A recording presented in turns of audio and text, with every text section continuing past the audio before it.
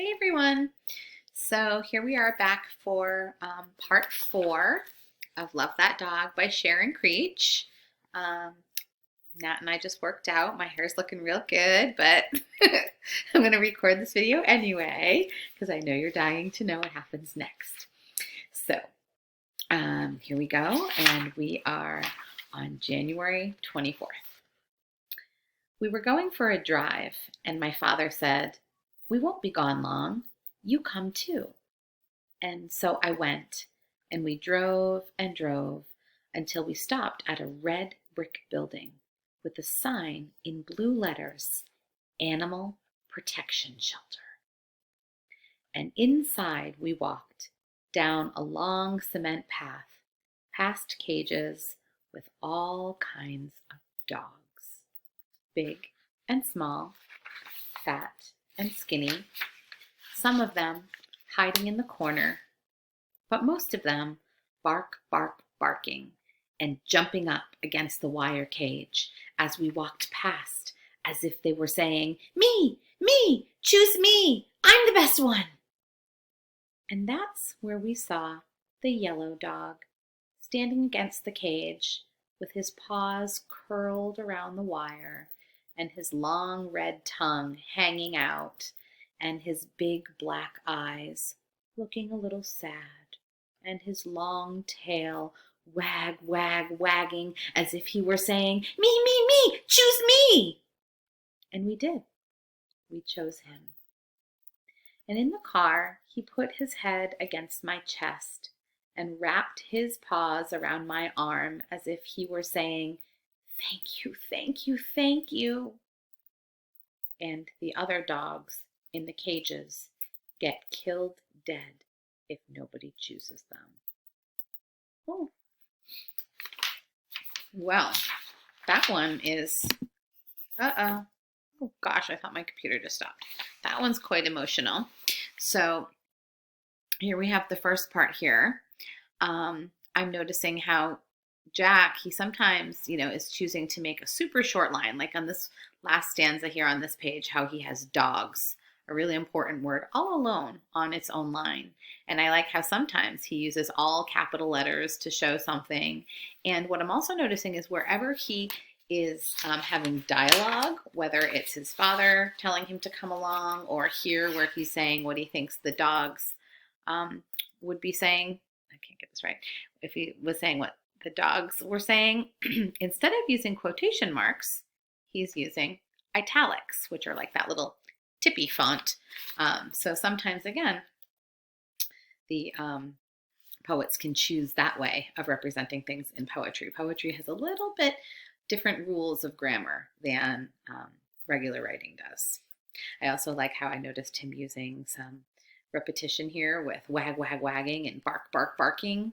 And I really like the picture that he drew with words describing what it was like when he saw the yellow dog there. Those poor other dogs at the shelter. That part made me sad. January 31st.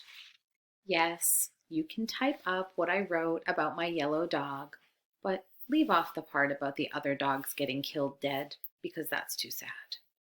And don't put my name on it, please. And maybe it would look good on yellow paper. And maybe the title should be You Come Too.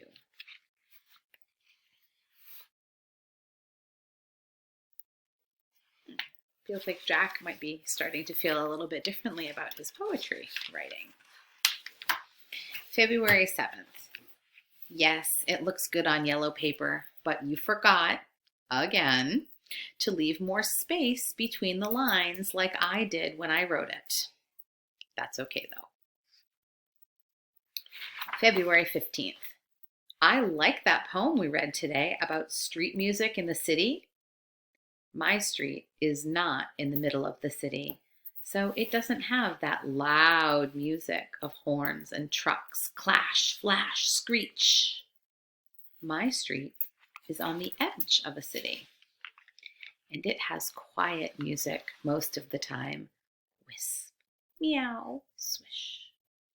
My street is a thin one with houses on both sides, and my house is the white one with the red door. There is not too much traffic on my street, not like in the middle of a city. We play in the yards and sometimes in the street, but only if a grown-up or the big kids are out there too, and they will shout, "Car!" if they see a car coming down our street. At both ends of our street are yellow signs that say, "Caution! Children at play!" But sometimes the cars pay no attention and speed down the road as if they are in a big hurry with many miles to go before they sleep. So first I'll show you Jack's poem here and what it looks like. Did you see what he did there at the end? I like how he took one of the other poems that we have read and he kind of did a little copycat so that he could incorporate their technique into his poem. I also noticed, I know you guys know the name of this technique when you use different words to represent sounds like wisp, meow, swish. What's that called? Onomatopoeia, you're right. I also like how he's changing his font and his size for words like big, hurry, and thin houses on the previous page. Now, he was talking about this poem called Street Music, and we didn't get to read that yet. So this one is pretty neat, and I just want to show it to you before I read it. It's called Street Music by Arnold Adolph, and this poet uses a technique that some other poets do too, where they actually use spacing to kind of like represent the feeling of their poem. So you can see that a lot of these words are spread out further than just one space on the line. You can see that a lot of the words themselves, even a word like grinding, is spread out with spaces between the letters. And that's just all kind of to give you this feeling of this poem. So let me go ahead and read this one to you. Street Music by Arnold Adolph. This city, the always noise grinding up from the subways underground, slamming from bus tires and taxi horns and engines of cars and trucks in all vocabularies of clash, flash, screeching, hot metal language combinations as planes overhead roar, an orchestra of rolling drums and battle blasts assaulting my ears with the always noise of this city. Street music. So that's really neat. He even has different size fonts, and it almost feels like in the times when he has normal spacing between some of the words, it makes me want to read it faster, kind of like all those noises happening together. And at other times, it's like stretching it out a little bit more with those spaces.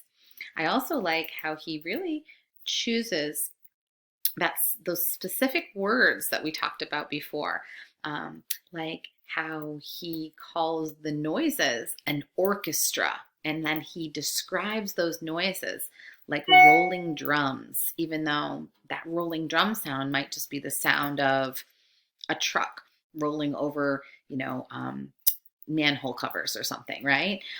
Or the bumpity bump bump bump of the things in the back of a truck banging, banging, banging like drums. I also like how he says that the battle blasts of these sounds are assaulting his ears, because assault is usually a word that we kind of consider to be a little bit abrasive and negative, right? So it doesn't sound like maybe he's enjoying all these sounds to me. So then when we heard Jack describing his street, he described how it looked and how it sounded. And he was really describing it in different ways with not too much traffic, and how his sounds were quiet music and different types of sounds, how he described it as wisp, meow, swish. So I wonder what we would describe